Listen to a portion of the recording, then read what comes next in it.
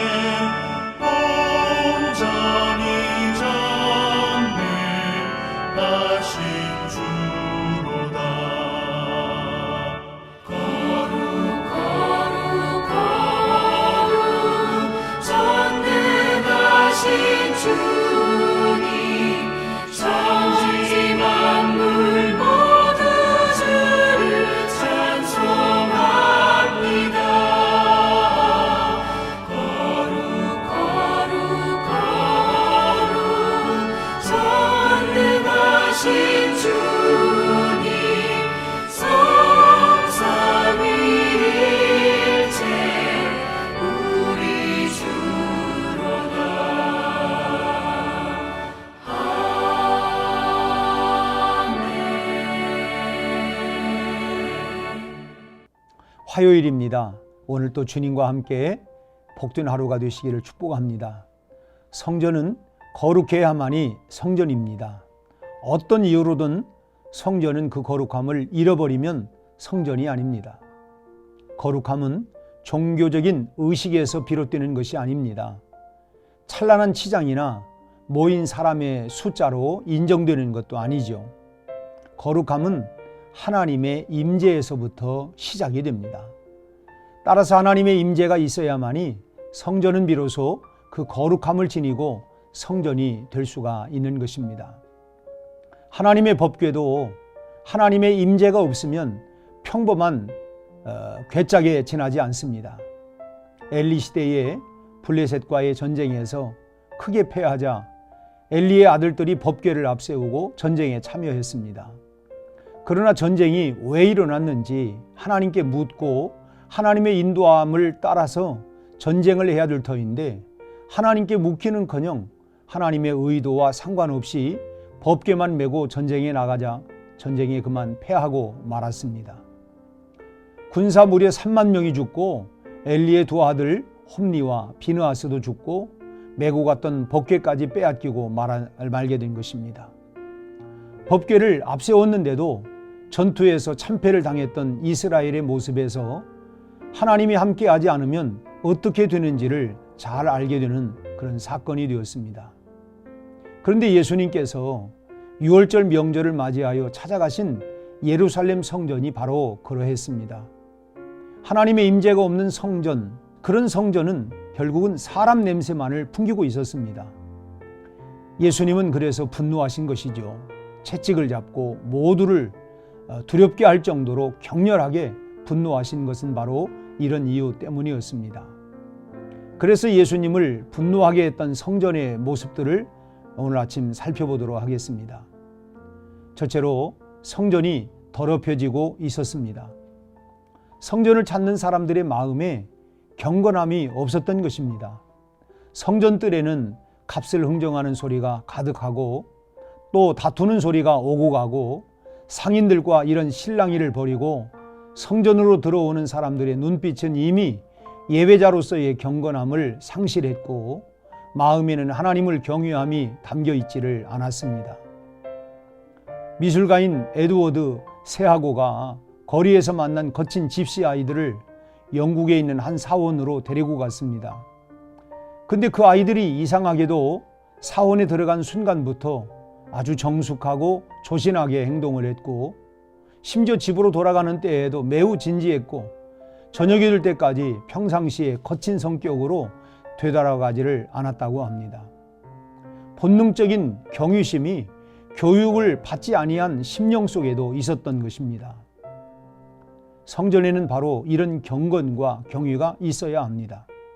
건물의 분위기가 그런 경외심을 갖게 하는 것이 아니라 성전에서 예배하는 자들이 경건함으로 예배할 때 사람들이 경외심을 갖게 되는 것입니다. 그러기에 성도인 우리가 경건하게 살아서 교회가 경건한 곳으로 인식될 수 있도록 만들어가야 할 줄로 믿습니다. 둘째로 소용없는 희생을 드리고 있었습니다.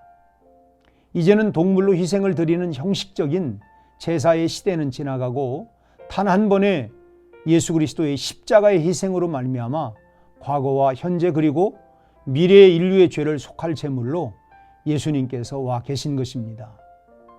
수백 년 동안 예언자들은 여러 가지 말씀으로 이스라엘의 제물과 희생이 무의미하다는 것을 외쳐왔고 헛된 제물을 더 이상 가져오지 말 것을 하나님께서는 거듭 말씀해 주셨습니다. 그런데도 깨닫지 못하자 어떠한 희생 제사도 인간과 하나님과의 관계를 바르게 하지 얘는 못한다고 하는 사실을 보여주기 위해서 예수님은 채찍을 드신 것입니다. 진정한 예배는 유리창에 색유리를 끼고 웅장한 소리를 내는 어떤 파이프 올겐을 구입하고 또는 돌이나 석고나 나무 조각을 들여와서 성전을 아름답게 치장하는 데 있지 않습니다. 진정한 예배의 재료는 오직 예수 그리스도뿐입니다.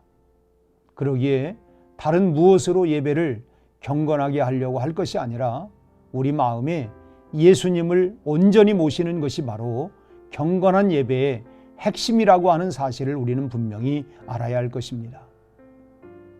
셋째로 기도하는 장소를 잃고 있었습니다.